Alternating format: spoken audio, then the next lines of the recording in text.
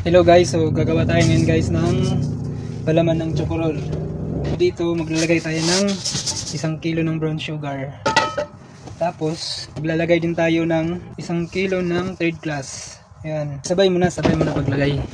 Ihalo lang din naman natin yan eh. Tapos gagamit tayo nito guys. Ayan, dapat alkalize yung ginagamit nyo para masarap yung palaman ng chocorol nyo. So maglalagay tayo nitong kokwa guys. Ano lang, 100 grams lang. Ano kasi ito eh, matapang na kokwa. Siyempre di mawawala yung food color natin. Maglagay tayo ng vanilla. Dalawa guys, dalawang takip. Tapos maglagay kayo guys ng salted margarine, 300 grams salted margarine. Tapos unti-unti nyo nang i-mix. Ayan, haluin nyo hanggang madurog yung margarine.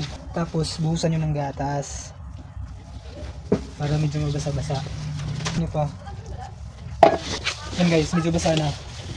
Pwede na to. Panuhin nyo lang, masahin nyo lang ulit para mag-mix yung lahat ng ingredients na nilagay nyo. Oh la la.